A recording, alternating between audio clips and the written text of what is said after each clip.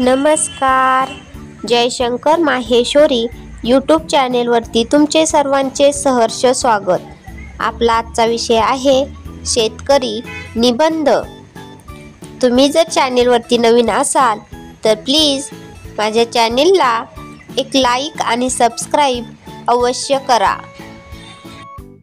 चला तर मुलांनो, आपला आजचा विषय आहे शेतकरी निबंध मराठीमध्ये.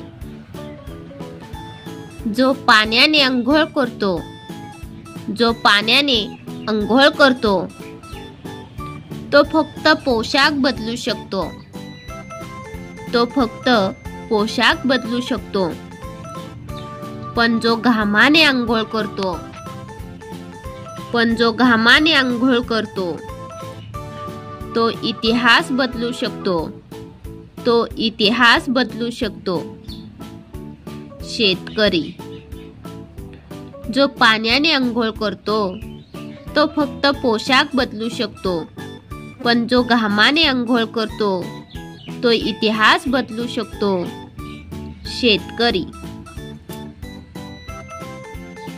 शेतकरी हा ग्रामविकास तसेच एकंदरीत संपूर्ण विकासाचा कणा आहे. शेती करणारा म्हणजे शेतकरी होय. प्रत्यक्ष जो जमीन कसून त्यातून पीक घेतो तो शेतकरी. शेतकरी शेतात पिके घेऊन स्वतःची उपजीविका करतो. शेतकऱ्याला जगाचा पोशिंदा म्हणतात. शेतकरी जेव्हा पीक घेतो तेव्हाच संपूर्ण जगाला खायला अन्न मिळते. भारत हा कृषी प्रधान देश आहे. भारतात पूर्वीपासूनच शेती मुबलक प्रमाणात केली जाते.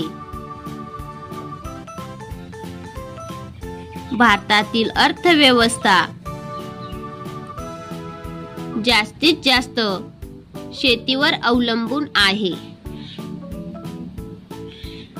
शेती हे विकासाचे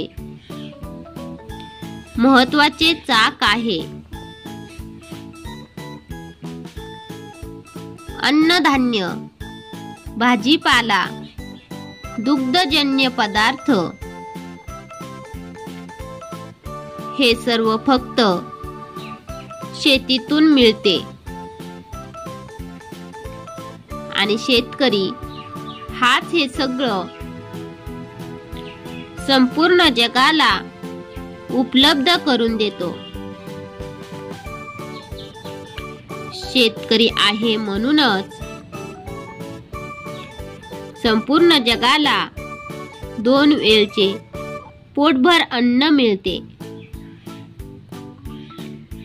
ऊन, वारा, थंडी, पाऊस या कशाचीच पर्वा न करता दिवस रात्र 12 महिने तो शेतात काम करत असतो.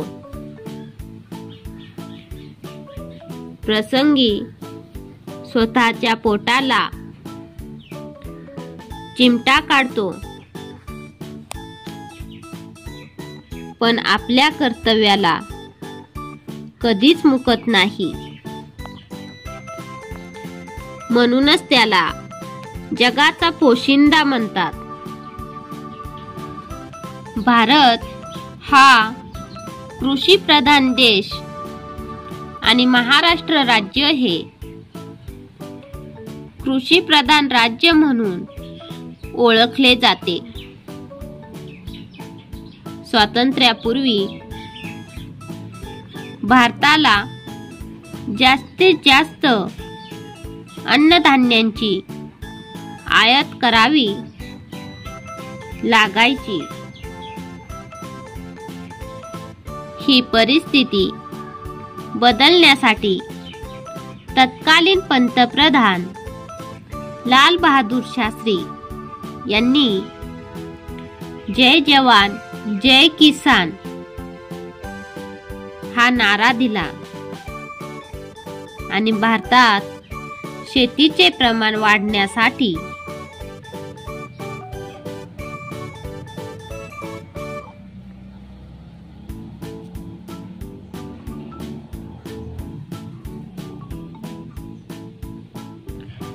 प्रयत्न सुरू झाले। शेती करताना शेतकऱ्याला बऱ्याच समस्यांना तोंड द्यावे लागते। कधी पडणारा अवकाळी पाऊस, वादळ, कोरडा किंवा ओला दुष्काळ, अचानक आलेली पूरस्थिती यामुळे शेतकऱ्याने कष्टाने जी लागवड केलेली असते ती तर जातेच, त्याचबरोबर त्याचे आर्थिक तसेच वेळेचे नुकसान देखील होते। शेतकरी आणि त्याचे कुटुंब शेतीवर अवलंबून असते आणि अशा संकटामुळे त्यांच्यावर उपासमारीची तसेच कर्जाच्या विळख्यात अजूनच आवळले जाण्याची वेळ येते। बाजारात होणाऱ्या शेतमालाच्या किमतीमध्ये होणारी घसरण देखील शेतकऱ्याचे मोठे नुकसान करते। त्याचबरोबर तयार अन्नधान्य साठवण्यासाठी योग्य सोय नसणे, निर्यातीच्या नियमांमध्ये होणारे बदल, हमीभाव, सरकारी योजनांची माहिती नसणे किंवा त्या योग्य व्यक्तींपर्यंत न पोहोचणे, भ्रष्टाचार यामुळे शेतकऱ्यांना अनेक समस्यांना तोंड द्यावे लागते। शेतात शेतकऱ्यासोबत बैल देखील राबत असतात।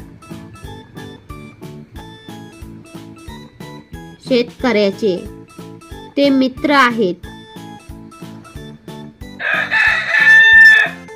बैल नांगराला जुंपून जमीन नांगरली जाते।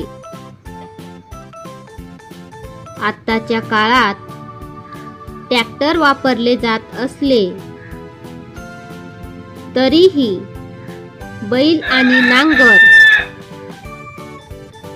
घेऊन शेती करणारे शेतकरी देखील आहेत। त्यानंतर शेतकऱ्याचा खास मित्र म्हणजे गांडूळ।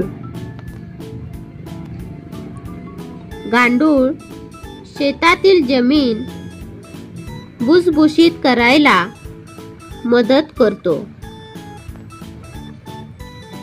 यानंतर नंबर येतो कोंबड्या, गाय, साप, मधमाशा, म्हशी,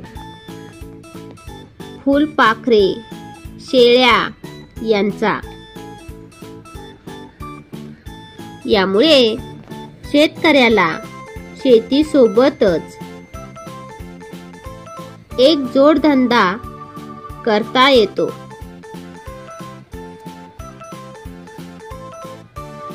शेतीविषयक शिक्षण आणि योग्य मार्गदर्शन यामुळे शेतकऱ्यांचे नुकसान होण्याचे प्रमाण घटू शकते. शेतीकडे करिअरच्या दृष्टीने न बघणारे लोक आता विकसित तंत्रज्ञानामुळे शेतीला महत्त्व देत आहेत. धन्यवाद.